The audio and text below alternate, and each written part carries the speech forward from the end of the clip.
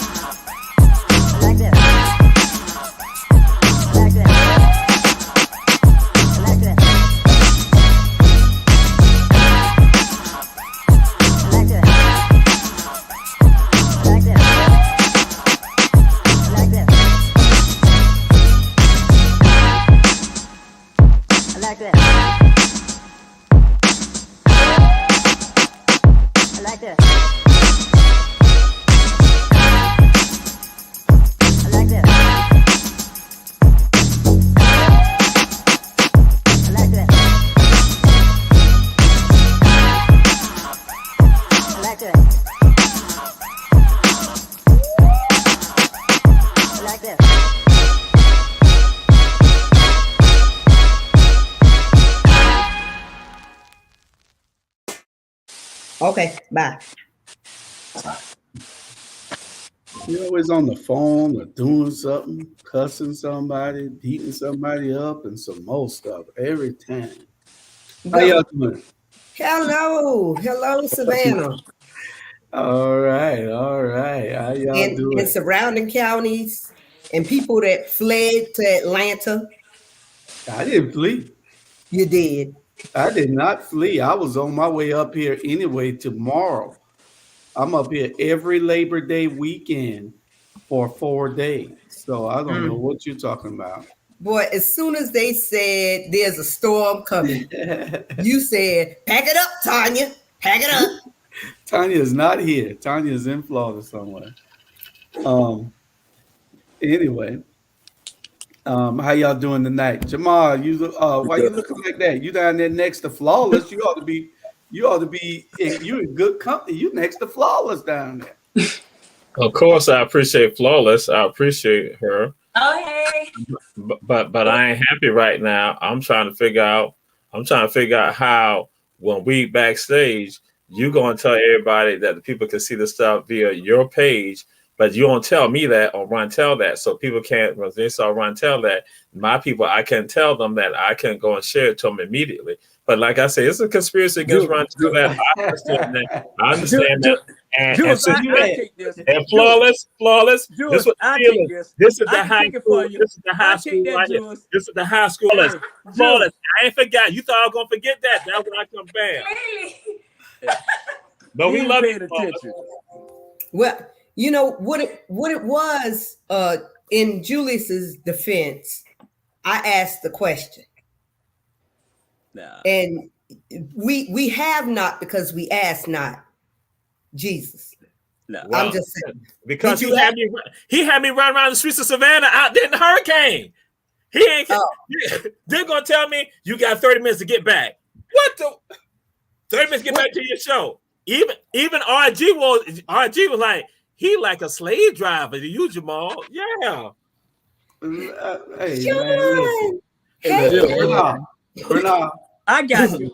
Hey, let me handle it. I got you. Jules, we communicated. You told me that you will have me on your page and YouTube on my show. That's what you told me. We communicated. I don't know what Jesus talking about. He don't listen, and he always wants somebody to run and tell that. I got you. And then here go Bernard. Bernard even came on Run Tell That. He like, hey everybody, hey fellas. He don't even tell me nothing. See that? It's a god doggone talking conspiracy. Bernard right there on the show. Bernard don't even say. But okay, I got you. I said, hello fellas. I said, right. You said it, but you ain't had to say, Jamal. Y'all need to go. I'm doing the Julius. You ain't had to even say that to me. You ain't even say that. Facebook has us in jail. You still was on YouTube and you had over 350 people watching you. Yeah, I sent it on via YouTube. I could have done Facebook too, but guess what? That's how you do us. That's right. The Little Brother Show. All y'all got marathon shows, but I ain't saying nothing. My sister Chandra, she gonna have her a telethon show. Uncle Sean, he gonna have him a comedy telethon show. Bernard America After Dark. That's already a marathon show, but I got you. Flawless. Yeah. You joining this family of them right now. We're gonna talk with Flawless in a second. Boy. Sean, Uncle Sean, how you doing? You safe over there? Yeah. Look like the wind want to pick up now. Look like they want to pick up now at anything. So okay, well, if you go out, we know why. Because the hurricane is approaching. He got that voodoo.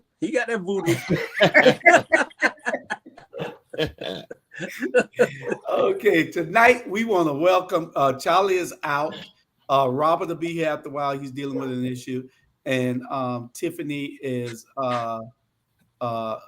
she's handling her governmental duties. So we want to say hey to all of them, and we want to welcome tonight our special guest all the way from the ATL by way of Miami, Florida, Mrs. Flawless from Hot 2100 Radio. Y'all make sure y'all give her a warm welcome. Hey, Flawless. I don't think Flawless give you a warm welcome. I've been listening to you guys' app. I like it. I did it. Yes. I like it. Hey, Sandra, you need to go to her YouTube. Lord have mercy. Oh, okay. Renard. P-Valley. Oh, okay. I like that. I love P-Valley, Renard. You got to go to her YouTube and listen to her YouTube channel. I'm a fan of P-Valley, so I'm with you. And Sonny is P-Valley. Hey. So yeah. Don't hate, congratulate. Okay. So it is something else. Let me Flawless, you want to tell the audience who you are, what you do, and all the other things that you do too before we get into. Should I really tell them everything that I do? You got 3 or 4 minutes. Okay, so how y'all doing? I go by Flawless. And that's just really like my thing. So anytime I say my name, I say that because anytime I'm in like a group of people who know me and who have been following me for years, they do it as well. But I am pretty much if I can make it like short, a master braider. I braid hair. That's what really got me into the industry. And then while braiding hair, I started doing what I call flawless messages. So that's why I go by Flawless with a message. which is me pretty much giving out my personal experiences to people through messages. Right now, I'm pretty much about to release a journal called Her Pain Is Not Tea, based upon something that I experienced personally within the last year. And I'm working on a book. Cool. I love it. Okay, working on a book. You're doing it all. Okay, but y'all got to go and listen to I haven't. I just heard about it, and I say I got to go listen to because we talk P Valley and what a woman is supposed to do, how she's supposed to care. Oh man, I said, well, I gotta go listen to this, all this here. Now, there's some good talk here. Sound like, me and Bernard might want to go and listen to it. What a woman's supposed to do? It's some good information, and I truly believe in what I speak on. It's not a joke. Okay. So do you say Jamal? Tell me, do you speak from a feminist perspective? Do you speak from what perspective do you speak from? Because a lot of these new era men have been hating on the feminist movement, and they're wanting us to go back into the kitchen and be barefoot and pregnant. So tell me where you at.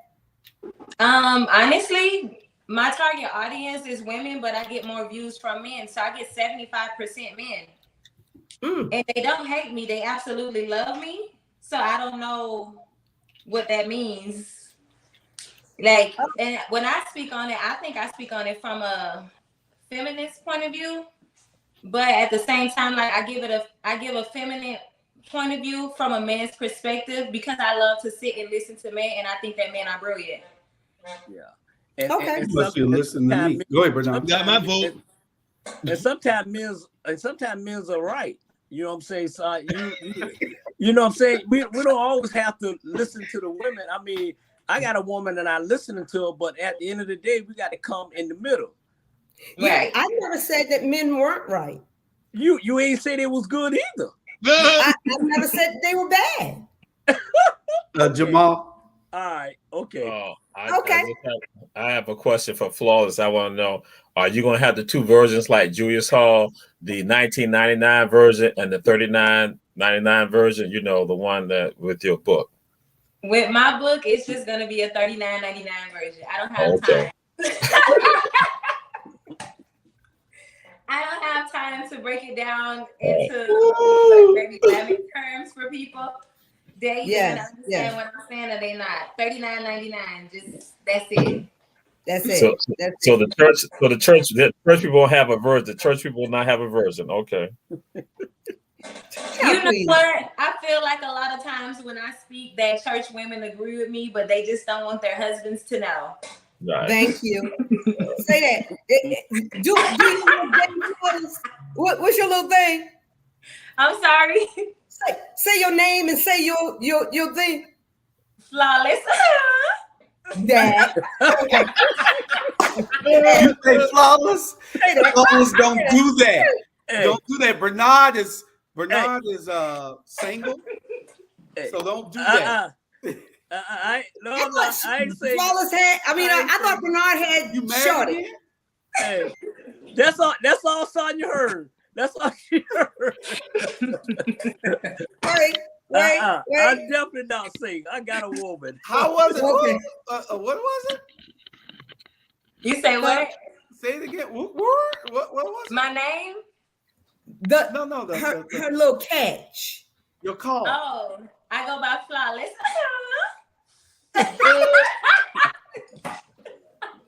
Okay. You do that on Hot 2100? You know, we got people. I do that all the time. I've been doing it for 5+ years now. Okay. Well, we want to make sure that everybody know they can get you what time do you air on Hot 2100? From 10 a.m. to 2 p.m. from Monday through Wednesday. Okay. 10 a.m. to 2 p.m. Monday through Wednesday. Yes. Okay, It's your then cup of positive and healing vibrations. and how do me and Bernard? I mean, how do we hear the YouTube? My YouTube channel is Flawlessly Glenn. I wish I would have put that instead of flawless, but that's Flawlessly LY. Flawless and then LYGLYNN. So, Okay. so you said you give. So you said you give advice on men's and women relationship. Relationships mostly. Mm-hmm. Okay, and because men talk to me and women talk to me as well. I'm a secret keeper. Okay, and you the expert. You an expert on relationship. I think I can be an expert. It's really been like just something that I've done naturally for years. Okay, all right. Mm-hmm. Well. You need some counseling or something? No, I don't need no. I think me and Shorty working thing. I think we all right. I don't think Shorty. I got 40 hey, years. Shorty, okay. I got 40 years experience. I got 40 years experience. So yeah, Jamal. 35 5. Can you help me with this one? Juliet, I had made a statement before the show to the three of us, and so that's why I thought you saw it. You was probably too busy, but Bernard saw it, so yeah. So that's why. See, Bernard, see how I'm just being discreet. I ain't saying nothing. I know it. I know right. it. See, that's the love. See, Juliet is being messy right now. This I is just wondering. I thought. I mean, we had a session the other day where a friend of ours was crying on our shoulders, and we had to put our shoulders together because his head was heavy and his tears was heavy, and so we had to get Flawless. He might need you to give him some of that advice and counseling. Why he was crying? You want to tell him? Well, I don't think it'd be proper in this setting right here. I think that's private. I don't think it'd be proper. I got a poem in the book. This is our inaugural edition of Hello Atlanta. Hello Atlanta. So we're now in Atlanta, y'all. I'm up here to give out the magazine. We're collaborating with the station that Flawless works at, the radio station where she works at. The owner of that radio station and Our Black Media, we're collaborating on a few things. We're going out to see some sites and some stuff that we're going to be doing in the very near future. But I got a poem in here. I say all that to say I got a poem in here called "When a Man Cries." So it's all right to cry, So y'all make sure y'all read that poem "When a Man Cries." Y'all can get this magazine digitally on the internet. You can go to www.atrmediagroup.com and you can look at all of our magazines for free right now, and you can read my poem. All right, y'all go ahead and do it. My books also come out after a while. I sound like the Five Heartbeats, flashing the fire. What's the name of it? I'm screaming. Messy Hall. There you go. I would like to know. I need to pose a question because on Monday I sent agenda items, and this agenda does not look like my agenda. It don't reflect what you wanted? No, sir. And okay, could you tell us one of the subjects what it was? I thought mental health was it was 60 years of Martin Luther King. I knew I forgot something because that's what we were having the debate, and then RJ said something, and then me and you was telling him how powerful that speech still is today. So let's put it in general discussion. So because Charlie ain't here today, so all of us ought to have a little bit of time to talk. Exactly. I mean, let's sneak in a decent conversation while he's not here. You own it tonight. I mean, it's Atlanta. Yes, we can do this. So let's jump in. I mean, so we can handle Bernard's conversation right now. Hey, you know So, what? out of respect for Bernard, okay, this is Bernard's. What time, if you are a part of a texting group, what time should the group start and end texting? First of all, let me say this here. Hey, first of all, I get up early, right? Okay. And I only keep my phone on for two people. I keep it on for my daughter Brandy, and I keep it on for Shorty, right? Because I'm in Savannah, and I don't want to put it on silent because something may go on, right? So at the end of the day, if you want a group text, it's like this. You should start at least about 10 o'clock. Okay, about 10 o'clock. Sean don't know what time. Sean started 4 and 5 and 6 in the morning. I think you shouldn't be starting that. And then what he did, he said, rise and shine. I'm like, dude, we still asleep, you know. And at the end of the day, me personally, don't take offense of nothing I'm about to say. I like this here. I like to talk about more stuff, what we have to talk about live on the Rabble, instead of constantly talk, text. And y'all don't know when to stop texting. Y'all text. Once one start, we go all day. You know, and that's the only beef I have. Group text and other text is totally different. Bernard, you be riling people up though. That's why I keep going on. Yes. You are an instigator, first of all, sir. No, but because y'all make me mad. And then Jamal say something smart, and y'all know how I am. You know, you say something smart, and then I'm gonna go on, and then I ain't gonna stop. I'm gonna keep going. You know, and that's it.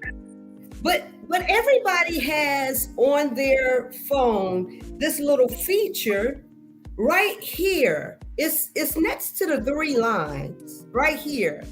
And it gives you the option of how you want this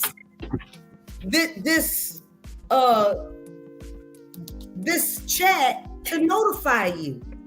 And you can put that chat on mute, as you say it.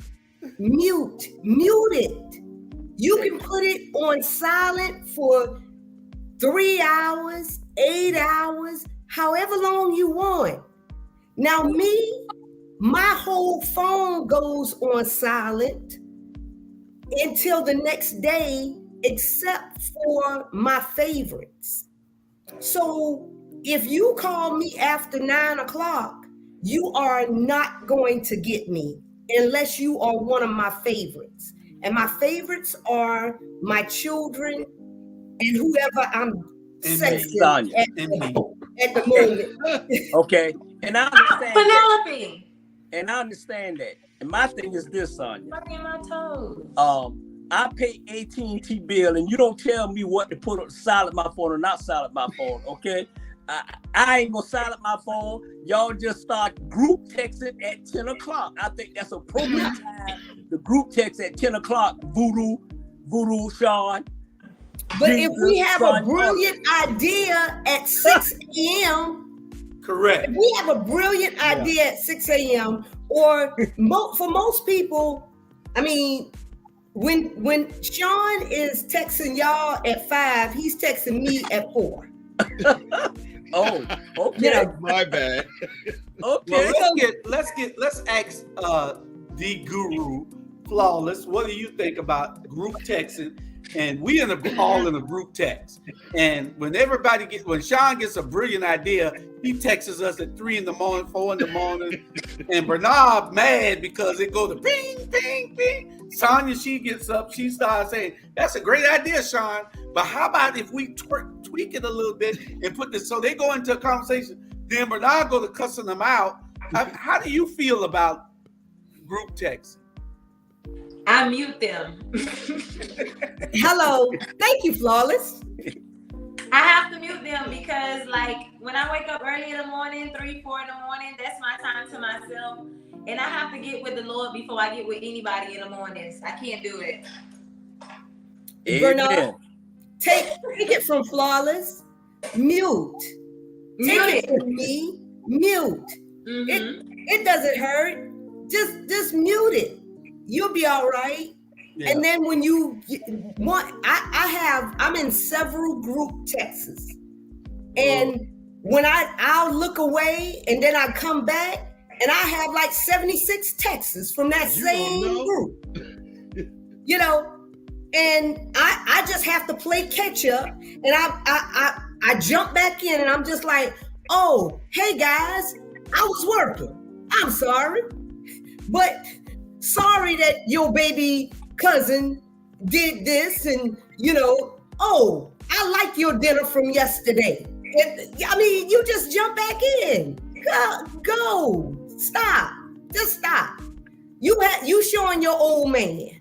You know, son, you just showing your ornery ass old man. Now stop. Listen. First of all, like I say, 10 o'clock at the end of the day. You know what I'm saying? Not gonna do it. 10 o'clock. And I told Jamal to meet me downtown yesterday, but he didn't come. He was downtown, but he didn't face me. You know what I'm saying? At the end of the day. No, I was right there in the red brick. I was waiting for you, red brick. I even had a sign up. I said, "Where's Bernard Brown? Where's Bernard Brown?" No, you. I said, and then I had to turn around. I said, "Where's Razor Brown at? Where's Razor Brown?" They said at City Hall. You was at City Hall. I see where you was at. You was at City Hall. I hear my phone go off all the time. I hear mine go off 3, 4, 5 o'clock in the morning, getting all type of notifications. I mean, that's if I'm woke. I go to bed so late that I sleep through all of it mostly. So you can text me, you can do anything, email me, whatever it is. I'm gonna get a notification. I get the sports notification with that. I get that and all, you know. But I just go back to sleep. Sean, they're asking you, they say that they're going to get a restraining order on you if you don't stop.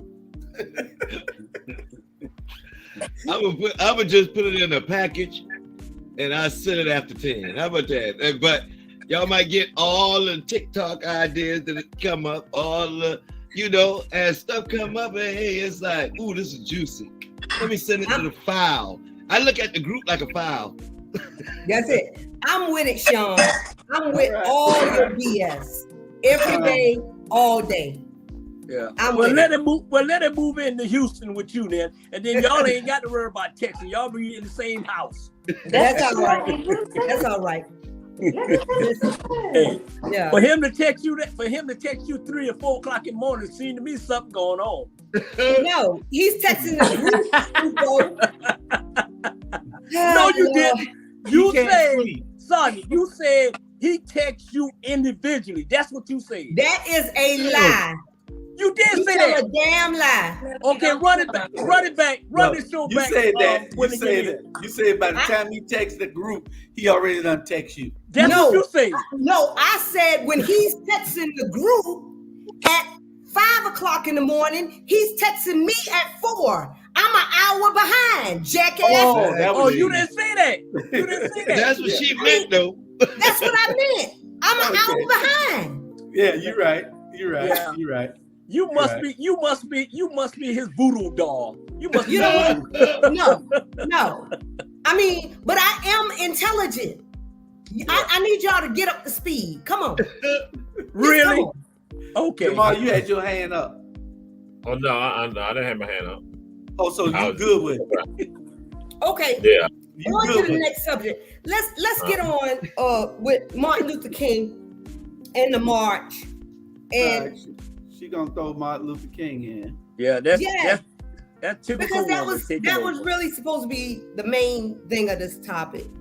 And how are we feeling 60 years ago? They had the March on Washington.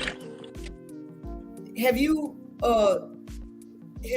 gotten up the I'm trying to make sure Penelope didn't eat her mic. That was your dog name, Penelope? My dog. I don't have a dog. Your Well, cat? who is What you touching your say? feet? I have a rabbit.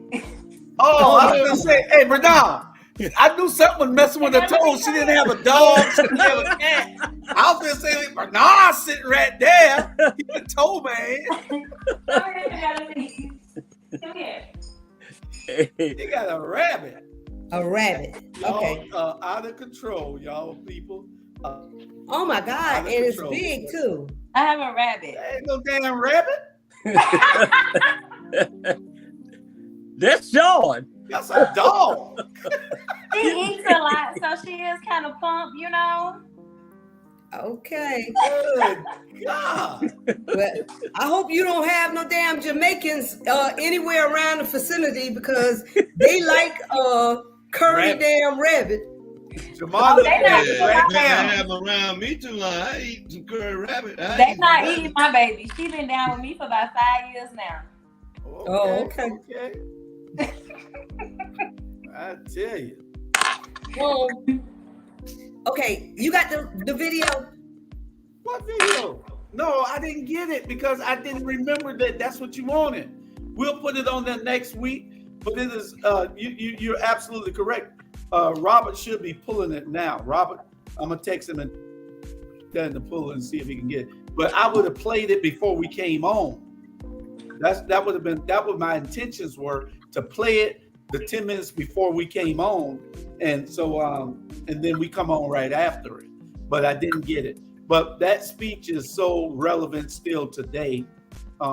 Things that Martin Luther King and Malcolm X said that are so relevant today. With and you can see it if you go around and you look into and go back and look at those speeches and see what's happening in the world today. It is so relevant. It definitely is, and that needs to be the first real topic. And we don't need to have no foolishness next week. So when Charlie comes on with the foolishness, let's stop him immediately. Immediately. Hey, somebody said meet me at Poochie House. I don't know who that is. Poochie. I heard that. Ms. Golden said, hey, y'all tuning in from Duval. We're going to be talking about Duval after a while. Duval is one of our subjects. Matter of fact, it's our main topic after our break in a minute. But we're going to talk real quick about two things. What time is it? It's 7:45. Let me go to a commercial real quick, and then we'll be right back. And we're going to talk about a few things, especially these killings in the streets and everything. So y'all hold on 1 minute.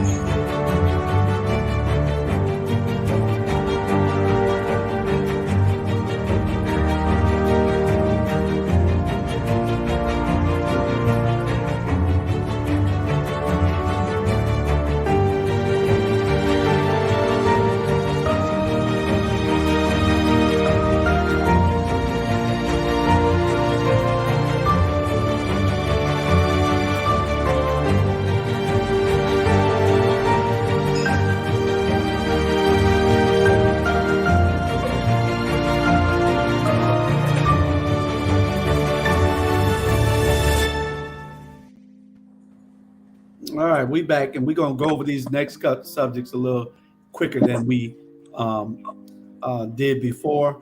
Let's start with. I'm gonna go into this one first. Let's do Steve Harvey, and then we'll go into the number two. We're going to number 2 third. Let's go into number 3 first, and that's Steve Harvey divorce rumors. We ain't gonna take but a minute on it. It's been a lot said out there about Steve Harvey and Marjorie getting a divorce, and he caught her with the bodyguard and the security guard and the chef and the pool man. Damn. There's no way. Shut up. The only people he eat cotton with was me, Bernard, and Jamal. Yet. Yet. There's no way. He caught it with Sean.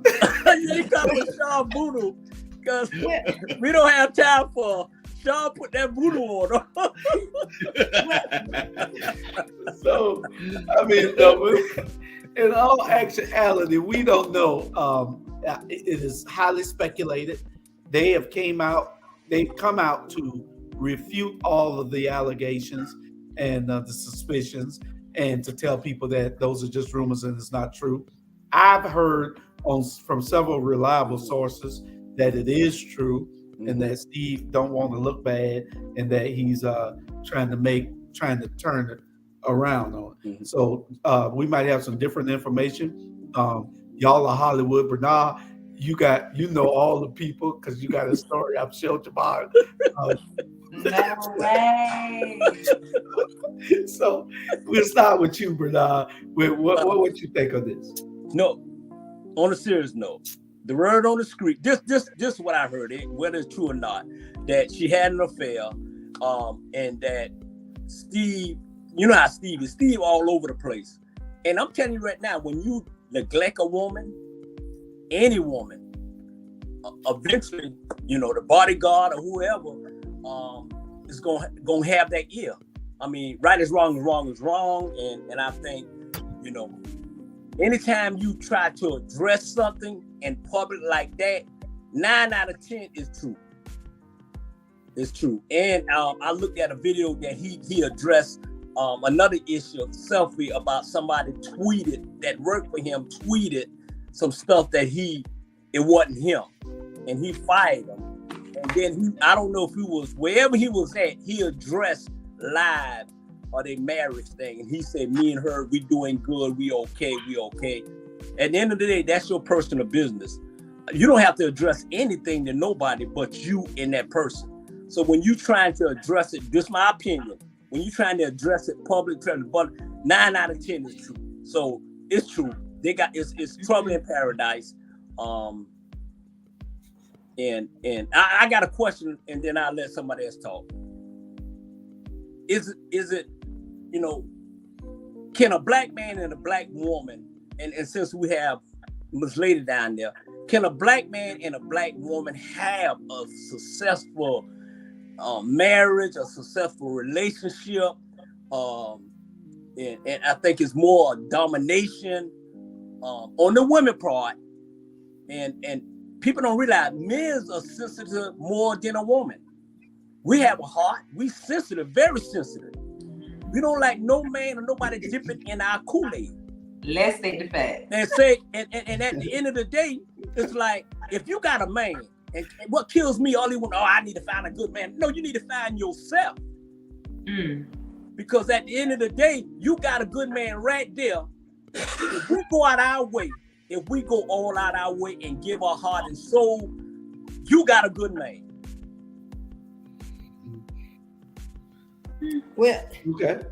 So what's the question? What's the question? The question is, can a black man and a black woman get along? That's the question. Well, they can get along. They have to have a mutual respect for one another. They have to be on the same page of growth, and a lot of times older black men, they're looking for younger black women. And then when these women, women are hitting their peak, and men, period. Y'all just are not as agile once you get over the 48-year-old, unless you drinking nut juice and all this type of stuff, unless you're keeping yourselves up like Jesus, you're not going to be as agile. Your testosterone level is not going to be up, and you are not going to want to be there for her sexual peak. Really? And so the same way when you were in your sexual peak, you wanted to get yours, you can't expect her to be sitting on the sideline with you and not wanting to get hers, you know? So if you discover that she's still wanting to get hers, you know, in her 50s and, you know, in her late 50s, and you don't want the every other days no more, the way you used to. Well, No. then what? Now, listen, let me tell you something, son. That's absolutely wrong. Oh, I'm okay. at peak. I'm always at peak. I got toys. I got foreplay. Trust me. I'll do something. Believe me. I don't know what man you talking about, but you sure ain't talking about me. Believe that. I'm real deal Holyfield. Believe that. At call. Well, I'm just We saying. don't want that Believe me. energetic stuff no more. So We don't want that energy. I don't need no blue pill. I don't need nothing. Trust me. Well, you're not the majority. You are the exception, sir. Well, I am. Get it right. Hey, Get it right. All you need is a what name of that beer you drink? Natural light. All you need is a natural light. And I'm peed all the way out. Oh, nice. So get it right, son. I don't know who you talking about. So you had a question, and that question went to the women. Flawless, you want to take that? You say, can the black man and the black woman coexist? Can they get along? I think they can coexist as long as they allow each other to be themselves. What do I mean by that? I feel like when a man wants his space, a woman should give him his space. And when a woman wants her space, then a man should do the same. Because if you're trying to force yourself to be around somebody that really don't want to be around you at a certain time, then it just makes it bad. But if you give her too much time alone, then that makes it bad too. What about giving us too much time alone? what is Well, you know what? That's where communication comes in. You have to talk to each other. You got to let each other know how you feel. Sean had a Just question for you. define space. Define space for me. Space in your house. He's in a man cave. You upstairs in your glam room. When does space become like, okay, maybe That I need thing- to expand a little bit more. I'm not talking about going outside the house. I'm talking about space inside the house.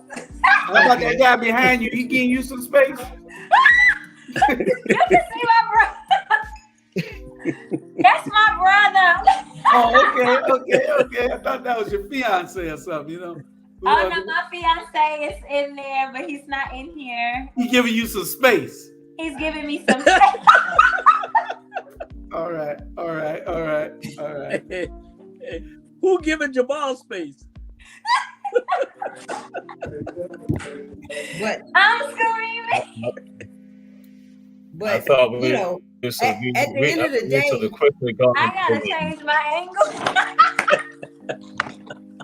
You good? at What you the say, end of Jamal? the day, you know,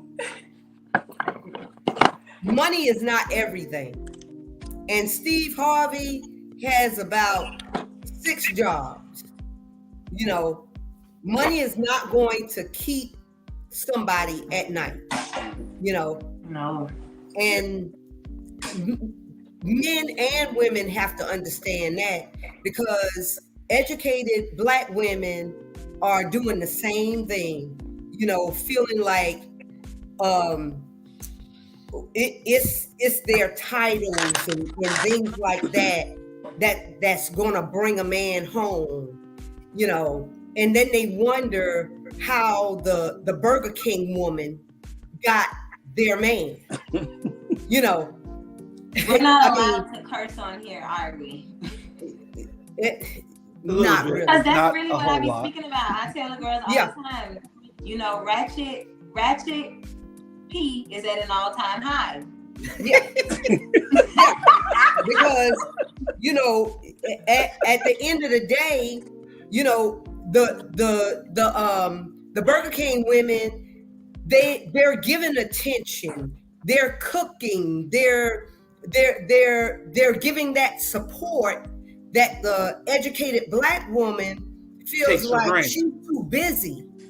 I'm too busy to do that. I'm maintaining my corporate persona, and she's forgetting that she has just a regular man at the house that he don't care that you the manager of whatever. You know, he just wants his woman. You know. But a lot of young women don't, we can speak on the girls that work at Burger King. Nowadays, they harder than the men. So the men don't even be really interested in them. The men really be interested in the women that are women, the women that are really practicing being feminine and not just for their attention, the ones who do it when they're not watching. You can really tell who's really feminine and who's really not.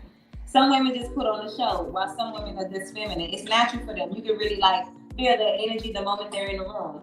Mm-hmm. Yeah. So, I mean, and, unfortunately for a lot of us, we've given up our femininity for the boardroom. Well, y'all got Sean down there looking like, he need to ask y'all a question or something. Sean, you looking a lot. Well, I got a lot to say. I'm just. Go ahead, Sean. Because I literally, I had a woman that had a child that had children, and she literally said, "I'm not that type of mother. I apologize. I'm not that type of mother. I could deal with teenage daughters, but I can't put up with the little ones in elementary school. They ask the wrong questions. They do the wrong things. I'm not that type of mother." It's like when you can say stuff like that and get away with it, or it sounds just because, hey, at least I said it out loud and somebody accepts that bull crap, you know what I'm saying? And that's the thing. It's always somebody cash apping one of these girls that's sitting there talking about, hey, cash app me $25 or $30. It's somebody out there always cash apping. You know what I'm saying? So I think that we doggone mess it. It's like a lot of us recognize the plan, see the problem and all that. But it's fools that's running into, we got other fools out there messing it up. It's like, hold on, why am I cash apping you $25 just because you sitting back talking about, am I pretty? Yes, cash app me $25. Oh, and there's a fool out there cash apping her $25. Hey, I'm gonna stop and be like, whoa, wait a minute, what? Hey, that's why you sitting in that chair voodoo with no cash app. Hey, exactly. That was one of the best things I did in my life is not accepting cash app. Why? Because, and I put this out there for my family and all that, and they know, Sean, don't have no cash app. Why? Because that's easy access. You know how many times my family be like, hey man, can I get $10 in cash app? I ain't got cash app. It's easier than saying no. Or, man, I be so you owe $10 from 300 people. You old school. You go to the store in Western Union the money. Yeah, exactly. Think about it, man. You got 300 people asking for $10. You know you got it. $10. You know you got it. That's true. Well, it's like, nah, man, I ain't got time for that. I ain't got time to tell you no more. I don't have the app. Okay, Bernard, you done took over the show with that question. So we're gonna get on to our main two topics. And one of them is why are we up in arms and raising hell about the shooting on the campus? I mean, at the store, and they almost went shooting at Edward Waters, and there was another shooting somewhere else. And every time somebody do something to one of us, to the African American community, that's of another persuasion or race, we are protesting and marching, but we don't want to stop ourselves from killing each other. Y'all want to talk about that? Well, first of all, that's that's a loaded ass question for one thing, Julius. It needs to be addressed. Because it is. It's a loaded question because we should always be up in arms. We have been victimized more than any other race in this country. And we have been conditioned to victimize ourselves because we are the only race of people that has been told, taught, conditioned, and educated on the fact that our lives mean nothing. So therefore, you don't see us marching when we kill each other,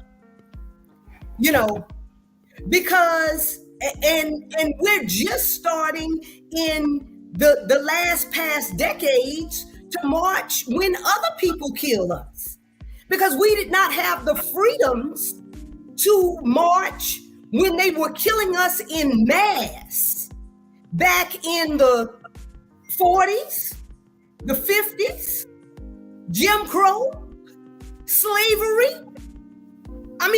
We didn't have these freedoms. So, come on now. This is some bullshit. What is this even doing on here? I'm sorry. I'm gonna just mute myself. We cannot just have subjects that you are. No. I'm just saying. Let's just come on now. Jamal. Jesus. No, and Chandra's right, because what happened, oftentimes what we think that we're speaking, but we really don't realize we're actually speaking the language of somebody else. Now, and that is not as simple as somebody think that it's just a black on black crime. People are going to tell you in criminology and criminal justice, they're going to tell you there's no such thing as black on black crime, but it's been created. And see, guess what? We're going to speak about it. Now, what it does come down to, what Sean just throwing it out there, and that's what I'm just saying. People can try to argue and try to get mad. People looking at the show, all that. When it comes down to it, it does come down about respect. When you don't respect yourself, and I give people this simple little thing right here. I say, when I look in the mirror in the morning, I look at myself, I love me. And because I see you, I love you. But this is what happens for many people. They wake up in the morning, they look in the mirror, and they don't love themselves. So they're not going to love anybody else who looks like them. But that's a part of how the system works. And see, we make excuses. Like I said, we run about talking about the Republicans and Ron DeSantis, but then see, we don't even go and look at ourselves and say, we do the same thing. And it's because we've been trained. It has to come down to having independent sources. That's why I'm saying, that's why I'm going to throw it out there again.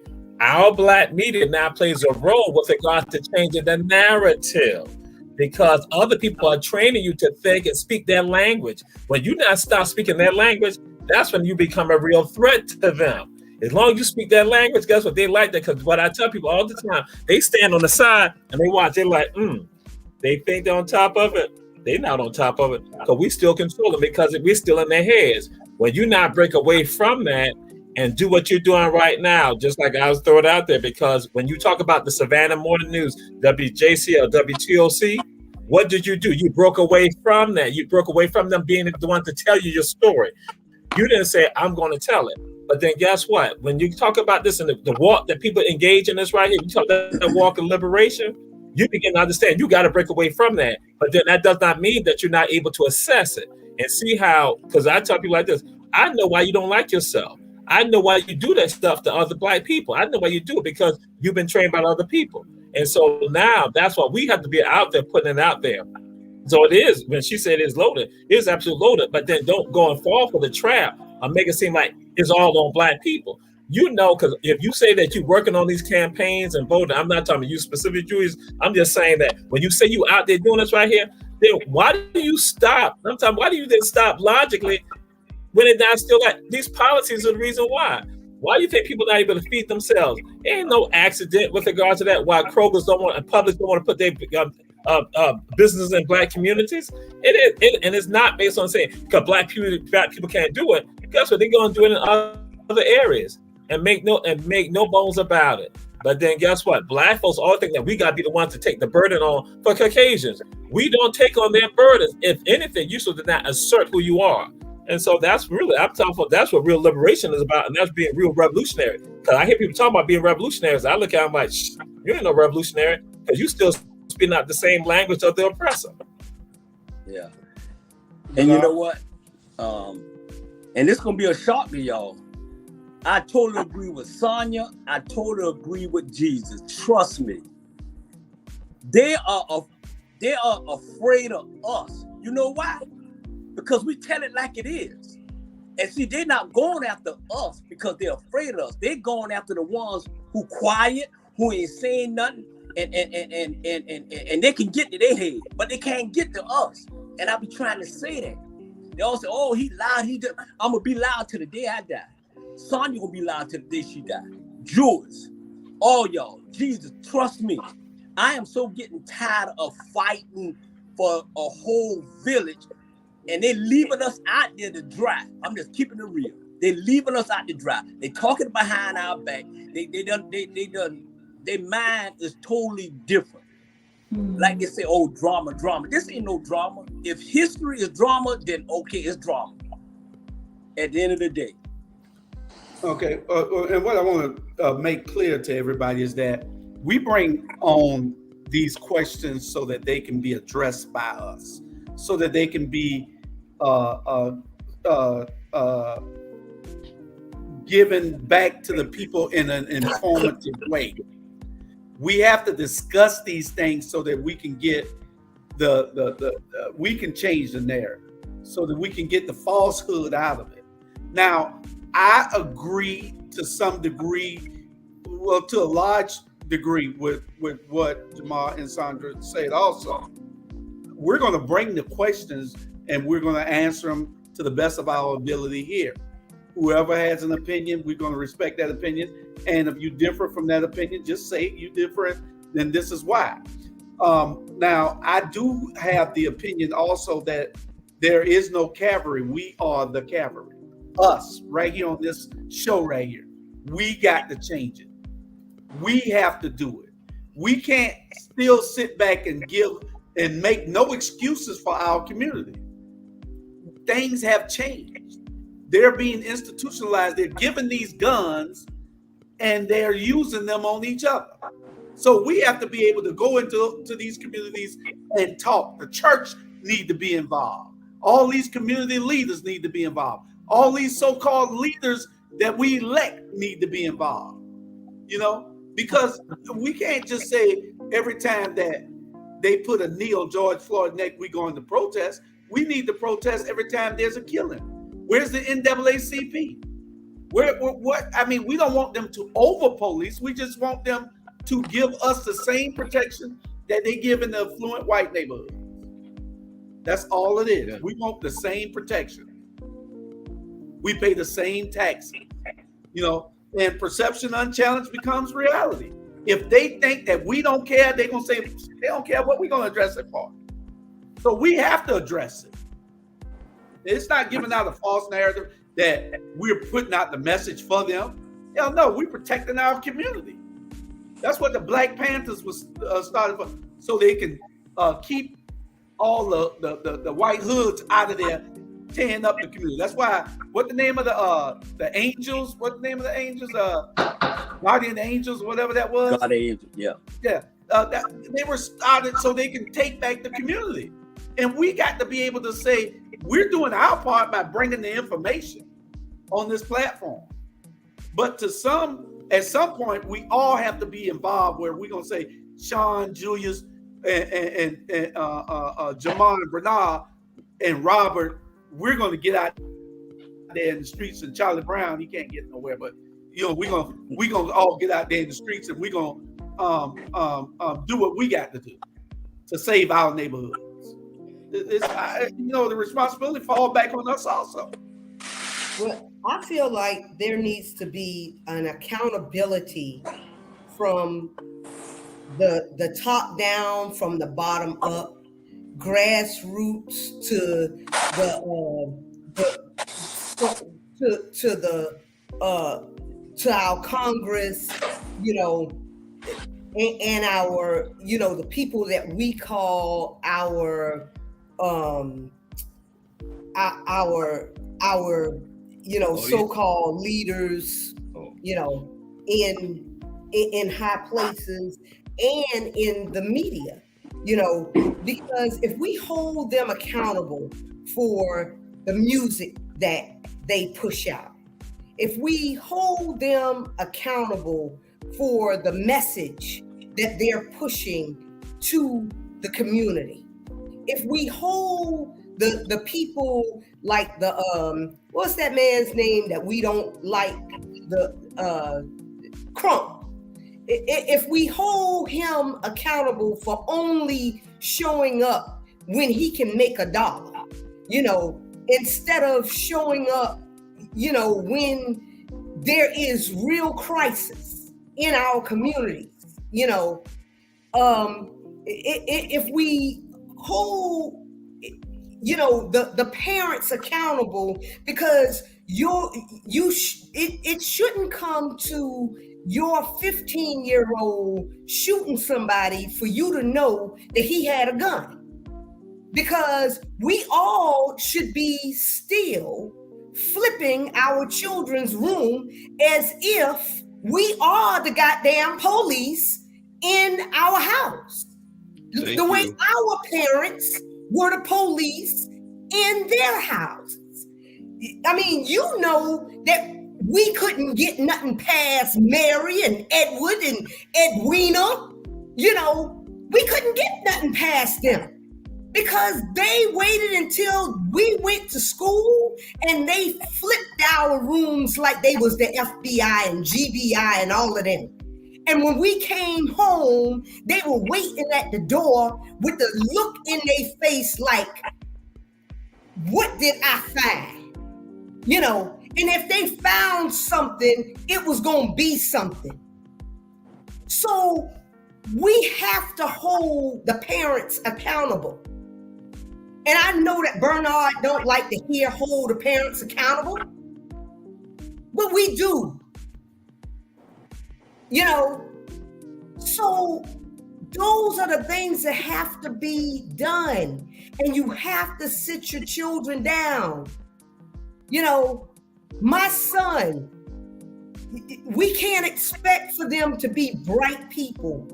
My son bought a ski mask as a fashion statement. And I had to explain to this fool that, sir, you know what? You think it's a game, but just you having on that ski mask can cause you, because see, the police, when some Karen or Ken calls them and tell them that you're a black boy with a ski mask on in 106-degree weather, they're not going to get out of their cars asking you why. They're going to get out of their cars with a gun held to your head. And if they're hyper, you're going to be dead. It's going to be a bad day. So you think that it's a game, but you can't play those games because you're not white in America. I didn't make the rules. I'm just here to tell you about the rules. So we have to be the policing agents. I'm saying. Go ahead, Flawless. Well, I think that understanding positioning is good too, because if we had so many people trying to speak up and they really don't know what it is they're speaking up for or who it is that they're standing up for or why it is that they're standing up, then they're literally just going to be in the way. So I think that understanding positioning is very important when it comes to like gun violence and things like that. And I'm from a neighborhood where, like, if you seen something like that, I was so young, I would have never thought to stand up and fight, you know? Because when I first seen something like that, I probably was about 6 years old. And it was just like, I'm still outside playing, like it didn't just happen once they pick the person up and take them wherever, you understand? So if you don't, if you don't even have an understanding that there should be a riot about this, or there should be someone speaking up about this, how can something click in your mind to say, let me stand up for this, let me say something about this, this is not right? That is true. I think everything is about position, and you never know where somebody come from. You never know their background. But when it comes to the leaders, I honestly believe that the leaders should be standing up immediately. I think that the leaders should be speaking out immediately. I think that those who are in certain positions, that's why I say positioning is everything. Because if you don't know your position, then you just in a way. It's just that simple. Okay, that's pretty profound. Jamal and I know Bernard lost his power. I don't know what happened with Jamal, and I guess that storm is supposed to hit between. Is how bad is it there, Sean?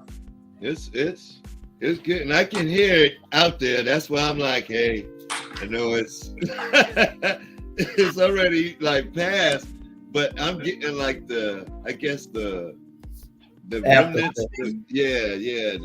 afterblast or whatever. Okay. Well, I wanted the two main guys who were arguing this point on mental illness to come on, but they seem to have lost. This hurricane has messed their signals up and their internet up, because we were discussing on our thread, that group text that Bernard wanted us to start at 10 o'clock. We were discussing mental health in the Black community. But I'm going to go. We're probably going to end up saving that one. I want to talk about. Here's Bernard coming back now. We don't have to take a commercial. I know you said every 30 minutes. Like I'm gonna take another commercial, Bernard, and then we'll be right back, and we're gonna discuss mental health. Okay then. All right then. All right, and because I know Jamal had you called Jamal and told him to meet you down on River Street with what he was talking about, and you're gonna whip him down. Well, we got a paid commercial right here, so we're gonna play this commercial. All right. What is the difference between these two elected officials? Absolutely nothing. What is the difference between these two guys? Absolutely. I can tell that's really touchy for you. What is the difference between these three men? Absolutely nothing. What have they done for the African American community? Absolutely nothing. What can the African American community expect from them? Absolutely nothing. So what does the Black community owe them? Absolutely nothing. When it's time to cast your vote, make sure you give them what they have given you. Absolutely nothing. And that would be absolutely perfect.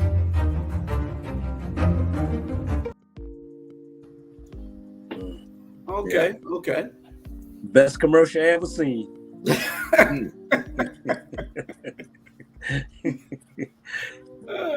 The best. Well, I want to ask y'all a question, and I know it probably hangs back on the last question before we get to that mental health question. Black African American people hanging on corners, and it goes back a long way. And we had this subject before, and Jamal was on, and he explained why and where this came from and everything. But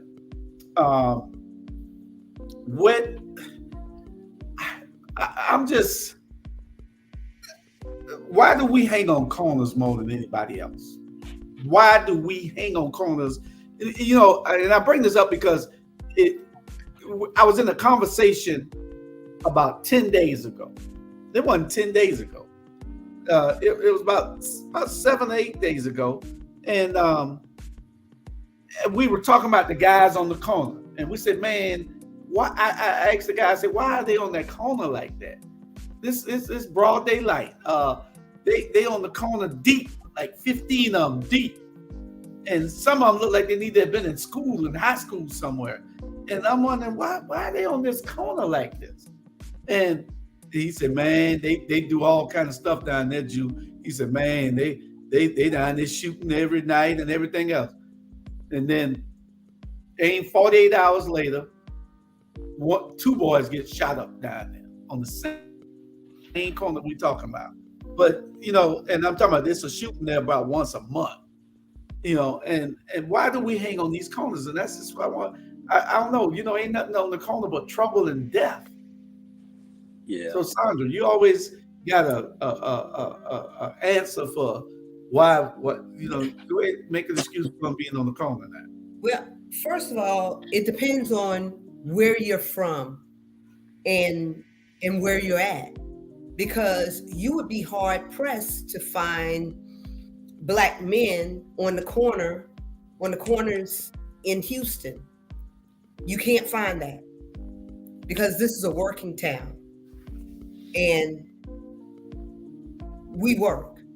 But when you're in high poverty areas, you will find that. And Savannah has a high poverty rate, especially among African Americans. So when they have less to do, and this is also a sense of community, you know, they have always established a sense of community by gathering, you know. That's what we've done for a long time, you know. So that's the reason why they hang out. Now, if you don't want them to hang out, reduce your poverty rate. But I'm gonna be the devil's advocate on that and say that there's a lot of jobs out there that people are not just filling. You see, everybody got just signs up for jobs. We in Savannah, we got warehouses galore that's hiring people for jobs. So we got to be able to educate these kids also to tell them that to go get a job, because they don't want to go get no job if they can hang on the corner with their partner. So we can't really say that we got to stop relating that all the way 100% to that reason, that being the reason. It is part of the problem. We understand that. But we have to also say that, you know, once Lil Pookie done killed somebody on the corner, now all y'all wearing free Pookie signs. And free Pookie t-shirts and every damn thing. When Lil Pookie is a detriment to the community and needs to be off of the street. Okay, but let me play devil's advocate. When they are building said warehouses in Port Wentworth, Rankin, Pooler, and places that are hard to get to, you know, how bad do they really want these impoverished boys, young men and women to get to these jobs? Because they want them to get to the jobs. The thing is, your leaders come into question now because they need to put a bus route. We don't have a bus route. Exactly. They don't have buses in Pula. You know, they don't have the Bloomington. They need to have it where the county commissioners in those cities say, okay, no, we're going to put, because we have industry out there that needs people to work these jobs. Exactly. So you see the barriers, and if the barriers are up, then what the hell do you expect? Right. Let me help y'all real quick. Let me stop y'all real quick. And y'all blaming it on the wrong things. Y'all blaming black folks hanging out together on poverty and on things. No, it happens everywhere. I apologize. They had a rule in the Army a long time ago It was called pooling. Group of black people I would get remember that. together and we would just hang around, talking, joking, the water cooler, what they call it in corporate America, hanging around the water cooler. You go by the water cooler and guess what? Guess how you find out what your buddies did on the weekend and all that other stuff around the water cooler. They would always, whether money was involved or not, they would always have to come out and say, hey, disperse. You know what I'm saying? We do that. You know what I'm saying? I don't know why we do that. My family tell me down up in New York, my uncle was the mayor of the neighborhood in New York, but they would all from South Carolina sit under this oak tree up there in New York. And that's where everybody come and hang out. It wasn't about the people that just, it was like, hey, we know everybody from South Carolina hangs out down there at some point in time. We're going to hear news from down there in South Carolina at this point. You know, the church during, we would come together at the churches together. Why? To get the information. We always heard the information that we could trust from each other. That corner was it's just nature of the beast to be there at everybody comes down. I remember a police officer asked me one time, hey, why y'all going to that club? I said, all the girls be at that club. He said, yeah, but they're shooting at the club every weekend. I don't know why the girls go down to the club that's shooting every weekend, but I know that's why I go to the club, to go to the girls that's at the club every weekend. It's like, you don't mind getting shot getting shot looking for love. Yeah. But I'm like, man, I don't know why the girls end up at the club that all the guys get shot at every weekend, but it seemed like that's where the girls ended up at. Right. Well, I know for me, and I don't want to cut you off. I'll let you continue, and then I want to go. No, you good. Well, for me, it just, like she said, it just seemed like community. Because all the women that's sitting on the corners, they know everybody kids, and they was literally like just watching us grow. I'm from Overtown, Miami. So for me, it was like they were community. So if I was out past a certain time, I couldn't even been doing nothing wrong. The next day, my mama knew. Because why you out this late? And my mama at work. And you know, you just a little girl, I want to be with my friends, and you hanging out, and to them, you supposed to be in the house. Why you out here? So being where I'm from, it's like, I think that people see that kind of thing as like a negative, but it's honestly a positive. A lot of those people out there, the people out there, I was a hairstylist starting at like 12 years old. So some of the women that sat on the corner sent me clients and paid me for the services. So if her mama can't pay me, they'll tell me, get little mama off the 3rd floor, get little mama off the 2nd floor, do her hair, I got you. So I got shoes and money coming to me because I'm a 12-year-old braider in Overtown, Miami. So I know that sometimes it does end up where people are getting like killed and things like that, but I think that has something to do with something different. I don't think it has anything to do with why they're like on the corner from the beginning. I think they just like to hang out there, to be honest. Right. Yeah. I think they just like to hang out there. Yeah. I'm gonna say this. It's different generation. I know when we hang out on the corner, we hang out because, you know, we talking about going to practice, football practice, basketball practice. It's a whole new generation. And 9 out of 10, when one of these young guys kills somebody, 9 out of 10, they know each other. They're friends. You know what I'm saying? They have beef or whatever. But I'm gonna tell you right now, I am so happy since I've been here in Savannah to get back to the corner. Matter of fact, I've been on the corner the other day with you guys, just talking, I swear. Because when I in Marietta, not being uppy or nothing, in Marietta, it been up with white folks or whatever, and there wasn't no corner. Ain't no corner in Marietta. Ain't no corner. So when I come back, man, I am so happy. That's why I go so hard to try to change Savannah. It's different situation, but at the end of the day, if I left here 40 years ago and I come back and you still on that same corner, then that means you got a problem. Now, I want to clarify, Bernard, because there are good corners. Yeah. And there are bad corners, and you're absolutely correct. Yeah. Mm-hmm. We used to hang on the corners, but we be talking what practice, sports, what girl, house, what girl house you going to when you leave there, all those things when we were young.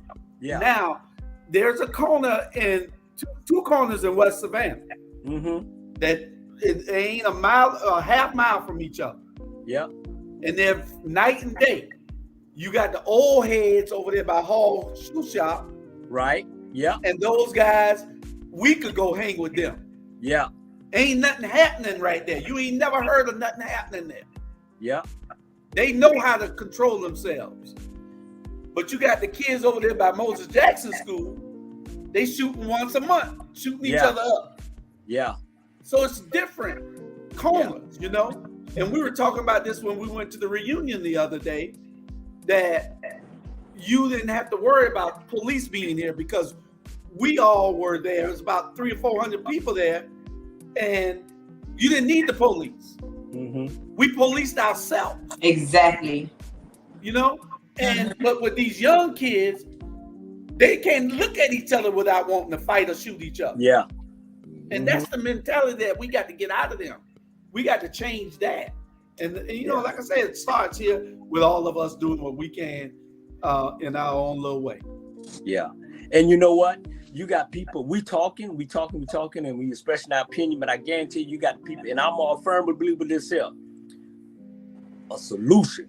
What is the solution? What is the solution to try to change this? And you know where it started at? With that name right there, Van Johnson, the leadership in City Hall. It started with leadership. It started, if you Alderman 1, 2, 3, 4, 5, 6, 7, 8, you should be, everybody in that community should know you. You know what I'm saying? You should be going in there and making it noise. As a matter of fact, say, hey, I'm Bernard Brown. I'm district of the first district in West Savannah, West Side. Let's have a meeting so we can try to control all this violence by y'all getting off the corner. Tell me what y'all want me to do to make sure we can stop most of this killing. That's what you do. And stop coming to people's house when it's time for November and you come knocking on somebody's door to get their vote. Get off my yard. Exactly. If you ain't came to my house in January, don't come to my house in June and August because you want somebody to vote for you in November. Man, please. Clean up City Hall in Savannah. You clean up all this shit. Yep. All right. Well, we're going to get on to two subjects we got left, and then mental health and the shootings in Jacksonville. Which one y'all want to cover first? Shootings in Jacksonville. Let's go to shootings in Jacksonville. We'll take 10 minutes on that. As y'all know, we got 3 people that were killed in Jacksonville, Duval County, biggest city in this country. And there was a angry white racist who went into the Dollar General and shot 3 people, told the white people to get out while he was shooting blacks. He even shot an Uber driver that was sitting in the parking lot. And you know, we're trying to figure out, where is this going? What needs to be done? How do we answer this? Everybody got to be on their P's and Q's. Everybody got to be watching.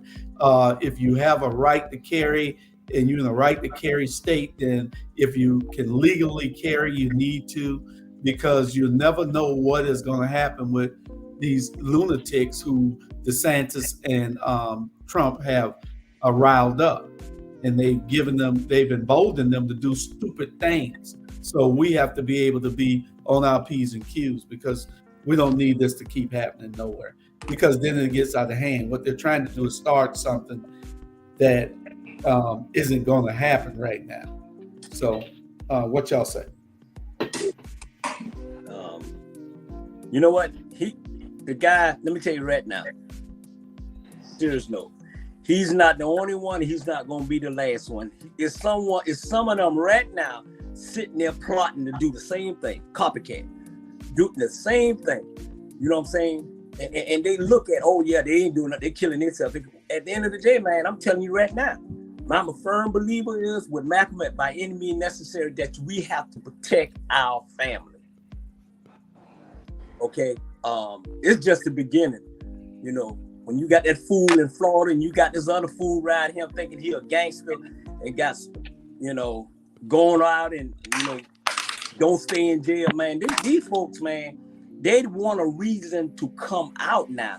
Trump and that fool and give them a reason to come out. And this is what you see. All right. Well, Flawless, you want to take that? What was it? What was the question? The Jacksonville shootings, and what is your perspective on that? Where is it going? Where is it heading with people doing these type of things, and what can we do? You know, just how do you feel about that? Well, I think that flows into mental health.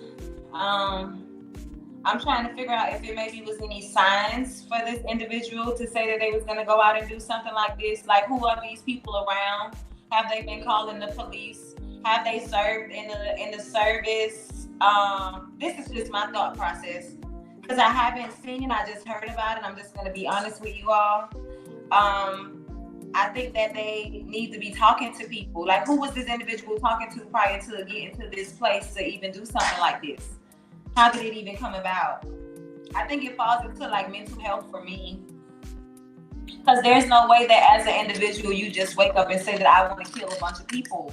It had to be premeditated. To me, I think it was premeditated. Because as a human being, like, that's just not, unless you're molded like that, unless you're molded to be a killer, unless your daddy is a psychopath and your mama is not around and they mold you to be that way, that's not normal at all. That's not a normal thing to do. That's not something that a normal person would say that, okay, I'm gonna get up and go kill a lot of people. What? I'm not saying that there's an excuse for it, but there was something that led to this individual doing this. And that's what they need to get to the bottom of. What was that? Well, that's how you can prevent it if you know the what and the why. Well, they said it was racism, and he was a part of he was indoctrinated into just hating black people. And that was his reason. Huh? That's insane. Who's still, like, why is there even still groups like this why does groups like this even exist? Where is this group? How do we know that there's a group but we can't find it? Yeah. You know, and Jackson, that there is a group that molded this person to do something like this, but we can't find a group. So you find a group and you get to the bottom of the problem. Because every group got a leader. Who's the leader of this group? Yeah. To me, go ahead, Sean. My bad. To me, I hope that this fool didn't start the beginning of something. You know what I'm saying? It's like, because it's almost like, where's the justice? How do you get the justice? He took the justice. You know what I mean? It's now, I don't know what standard operating procedures is on stuff like this, but does he get a funeral at home? Or does the state take his body and like don't allow the family to, you understand, to grieve? What happens in anybody know? Like, what happens in the case where the criminal goes on and takes his own life? Does he get a I mean, they give the body over to the family. To the family. Oh yeah, they can't keep the body, Sean. Right. They give the body to the family. And after they process the scene. Okay, and see, that's what I'm saying. Because see, I've heard that there's prisoners locked down in Georgia prison where it's like, look, the judge said double life, you locked down in this prison. No, because see, he hadn't been convicted of anything. Yeah. They can't convict him of anything because he would have just been arrested. You know, so they give his body over to his family. They're able to bury him. You know, it's going to be a tense funeral. You know, I mean, I wouldn't go to that funeral. Hell no, I wouldn't. But well, I mean, but you know what? Forgive me for what I'm about to say. They'll make sure it's clean. Yeah. But because Black people, they want to say that we are the most violent people, but that is not true. Mm-hmm. Because they have been able to commit the most atrocities towards us in America. Mm-hmm. Zimmerman is still walking and signing American flags. That dude, Rittenhouse is still packing out stadiums, you know, when he goes places.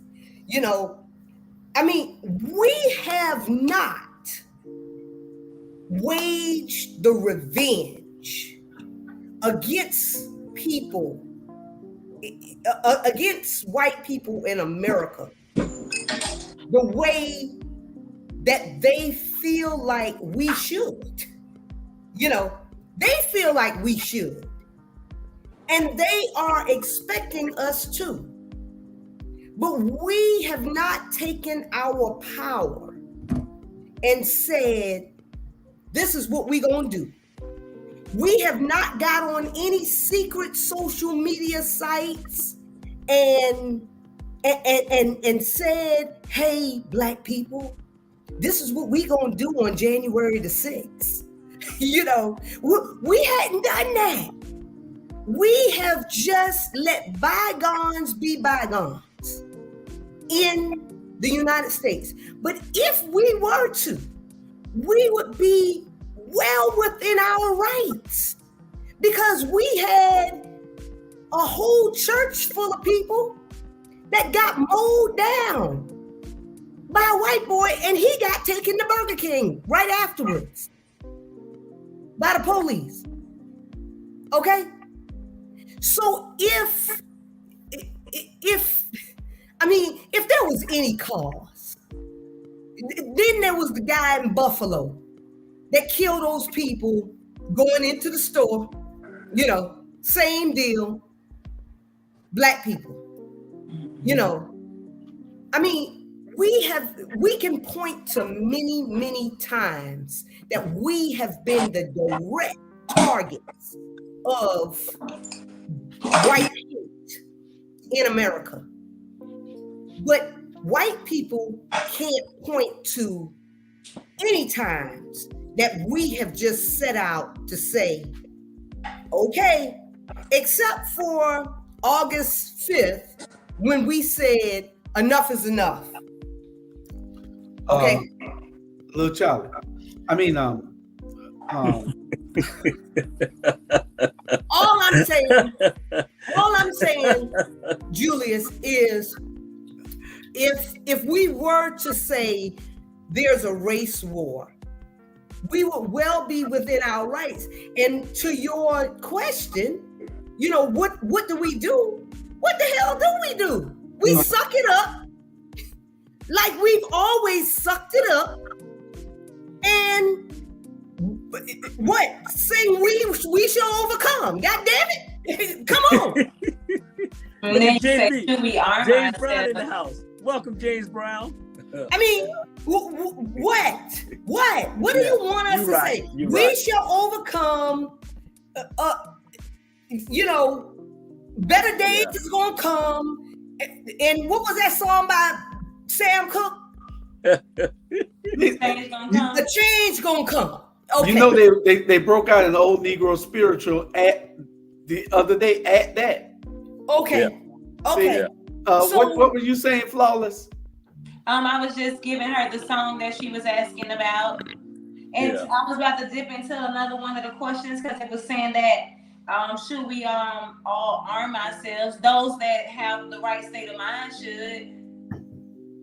Because if everybody armed themselves and people are reacting out of fear, then we'll just have more dead people, because more people with weapons that's afraid. Yeah.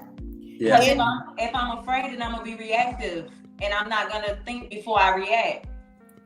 And Flawless, do you believe that we, the scared Black people, and we should be afraid, would get equal treatment under the law for being afraid?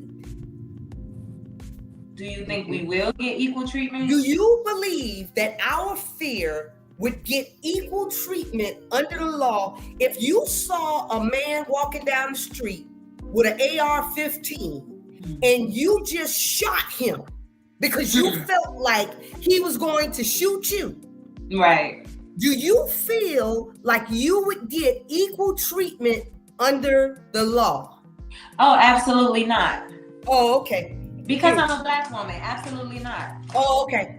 Yeah. So you can go and arm your damn self if you want, Black people, but you will be going to jail in masses because you will not get equal treatment under the law for your Black fear.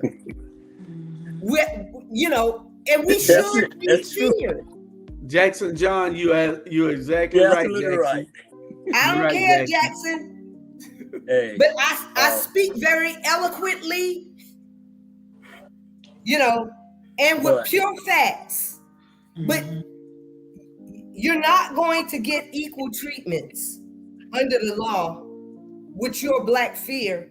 The way a white man, if you had an AR-15 and pulled up anywhere, you could get mowed down and you'd just be another Black man dead, and that person wouldn't serve a minute in jail because they could say, well, I thought that he was going to kill me.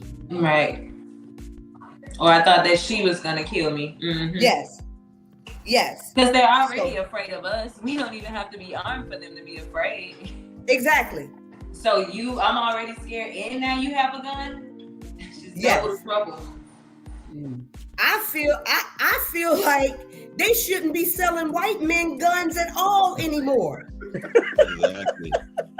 Exactly. I feel like, how they put all of the Indians on the do not fly list and stuff? Yeah. They need to put every white man on the do not buy list. Exactly. I lie to you not. I agree so much with that. That was a good one. Because it's scary. Especially if they're trying to do it now. Hey. The opinion of Sonya is Sonya's opinion, not our Black media. Hey, but listen, we're gonna get on. It was kind of cute though, the new don't buy list. I like that. And so you probably need to go buy it and let them sign that law in. Yeah. Okay. But speaking of him, I'm still gonna say, where is our George Floyd bill? It ain't coming. Yeah. Well, it definitely ain't coming with there Donald ain't Trump. No protection. If we done got, and people literally sitting and saying, oh, because I don't like Black people. And doing stuff, and literally, that in New York, down here, and we still haven't had a bill. But you let a guy go into an LGBT club, shoot up the club, all of a sudden, they got a damn bill. You Exactly. know what I'm saying? And come on, man. And Sean, they said that they proved that the Asians did not have enough crime against them to get a bill. And they got a bill, whereas we still, I ain't seen no Asians being lynched. Not even, come on. Yeah. Okay, we're going to get on to our last subject, and that's take 10, 15 minutes on this because we got to get out of here. 10 minutes. Mental health in the African-American community. We don't went too long, so we going to touch on it briefly. And Jamal ain't here to expound on what he was with us about, so Bernard wanted to kill him. Right. Bernard wanted to beat him up. I don't know, but you can't even say this on Facebook. We ain't on Facebook tonight. Yeah. Anyway, mental health, how's it changed in the last 40 or 50 years? Because back in the day, you didn't have as many mentally challenged people as you have today. Is it the water? Is it the drugs? Is it is it some genetic code that they put into our food that is deranged, making us have every now and then the kids are crazy? I mean, we all got a little bit of crazy in us. Mhm. I know I do. Mhm. I do. I really do. I won't tell y'all what it is, but Yeah. I do. I do. It's some things when I'm driving, I be thinking crazy. You know, Yeah. people got crazy stuff that they Yeah. think, you know. Yeah. And I know Sandra and Bernard and Sean. I know all y'all a little Yeah. to that side. And Charlie Brown also. Yeah. And we are. You know what? And I know I'm crazy. It's a lot of stuff I say, man. It's off the air and everything. It's what sometimes, man, to come through with what you go through, man. If you go through so much that you know, and you sitting there and you in this corner, and you got these weird thoughts, you know, and it just come to your head because you see so much going on about people, just the way they treat us. All black folks in this world got mental health. Yes. Okay, and some of it control it. You know, if all us out there and couldn't control it, you know what? It would be World War III. Trust me. You know, and this and it developed. The black community is rising because sometimes through pressure, it's out there. You know, and one thing about it, man, they always want to like quick to give us medicine. Well, take this, take that, take this. Trust me, I don't need no medicine to control my mental health. At the end of the day, it's everything, Jew, y'all. It's everything, man. We just what get me, man. I get so emotional about what's going on in this country when it comes to us, and we the one building this country. And y'all so quick to want to hold our hand when we running a football or we shooting a basketball or we playing tennis. So sports is the only thing that they want us to deal with together. If you take that away, you know, they go on one side, we go on the other side. And that's just period. And like Sonya said, for them to just throw it like Okay. Sean? little two incident, come on now. Come on.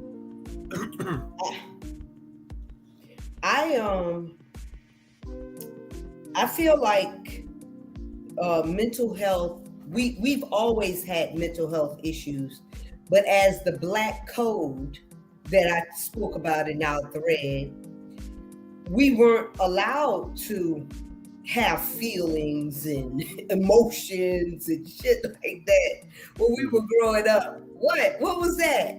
You know, and our parents definitely wasn't sending us to go talk to somebody Right. about it. What? First of all, you wasn't talking about what was going on in a Black household. Yeah. You know, so keep your feelings to yourself. So you had to wait until you got older and you saw the need for you to have a counselor or a psychiatrist or whatever. So we've always had these things going on and it was kind of hush hush. Like, you remember when they used to say she got cancer, you know, they used to say the same thing about he got issues, and nobody knew what the hell issues meant, but it meant a whole array of things. So we always had it, but we're now dealing with it. Well, and we wish that more Black men would deal with it. Well, the thing is, you got people getting different techniques. Some people on medicine. Some people go to psychiatrists.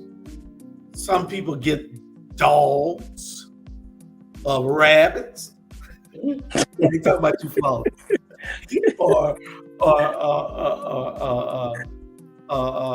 You know, they get these what they call them, animals, the Support animals. Support animals. Service, Emotional Service support. Service animals. Service Yeah. dog.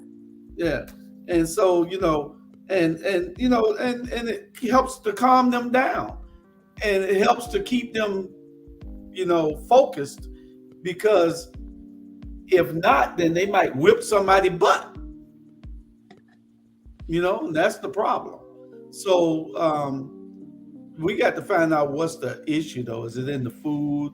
Is it some master plan over years and years that of eating a certain product, then it does something to your brain? What is it? We don't know. So that's what we got to find out.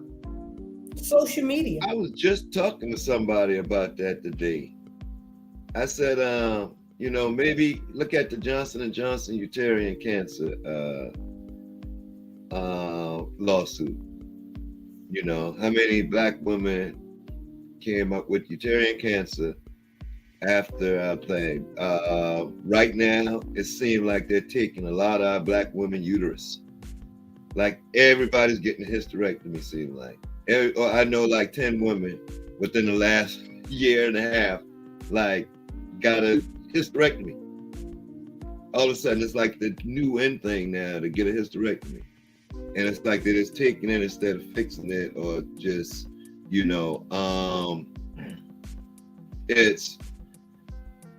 it might be. So, because back in the days with the lead and the red dye number 5, and it might be that conspiracy where, hey, it was something that they were putting in the food, and that government cheese. All of us got a government cheese story. You know what I'm saying? That government cheese used to be right with the macaroni. You can't make the macaroni the right way without that government cheese. Hell, who knows? I suffer from PTSD. You know what I'm saying? But do 23 years in the military, get shot at, and all that other stuff, you're gonna come out with problems. You know what I'm saying? And hell, I'm 50 years old, and they admitting that, okay, yeah, you got problems, you got issues, and we're gonna fix. And they take my guns away and all that. I don't need my gun taken away, because you know what I'm saying? I'm at the point where it's control. I'm controlling and all this other stuff, but yeah, I have a lot of guns.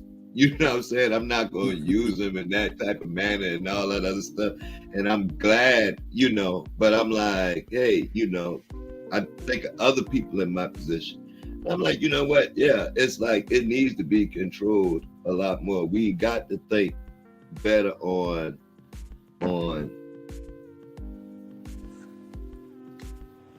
we got to be more self-aware, first off. Remember back in the days when people used to say, hey, that person crazy. And don't call me crazy. Those used to be fighting words. Then it mellowed down to, you call me crazy and you laugh. Now you call me crazy. Hey, I'm crazy now. I'm crazy, where it's now like a badge of honor. And it's like a lot of things that shift them and change. You know what I'm saying? To where it's like, I wouldn't say honorable to be crazy, but people are walking around with the stigma to say, hey, I'm crazy. Expect me to do something stupid.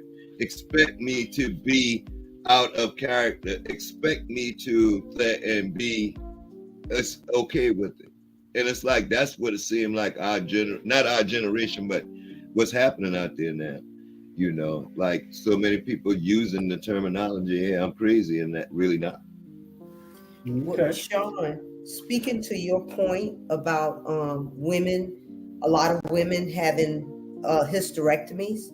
A lot of Black women are having hysterectomies because of the hair products that they have been using for decades to and the Johnson & Johnson baby powder. Well, and that talcum powder. But to straighten their hair, they have been, it's been proven that those perms, to straighten your hair have gave people uterine cancer, and vaginal cancer, so the same things that we were trying to do to keep up with these Karens, was killing us. Mhm. So that. All Me right. and my daughter was talking about that earlier, and I literally told my daughter, it's not like white people were out there saying, "Hey, follow me and look like me." I said, that's on ourselves. You know what I'm saying? This is stuff that we did to ourselves too. We knew what hair care products. We didn't know that hair care products was going to the brain and causing cancer and stuff like that. But there wasn't a white person out there saying, "Hey, y'all need to look like me." But that's not true. That's not true though, Sean, because we could not wear our natural hair into these corporate environments, into the work environments. That was not welcome. So right, but that's what I'm saying. It's only because we the ones that started straightening our hair. They wasn't telling us to straighten our hair before. But they was not giving us jobs. They weren't giving us jobs with our regular hair. So what's the toss up? Well, that's a good conversation to take up next week. We thank everybody for tuning in on the Rabble. and great show. Sonia, Jules, Sean, and the other two, Jamal, and what's the young lady name? Flawless. Yeah, it was good. Wonderful. Yeah. We appreciate everybody. I hope y'all fare well in Savannah. Love y'all. Yeah. Love you. Yeah. Bernard, I'll call you after a while. I want to check up on that stone. Okay then. All right. Y'all be good. All right, peeps. Have a good night, everybody. One love. One love always. Bye.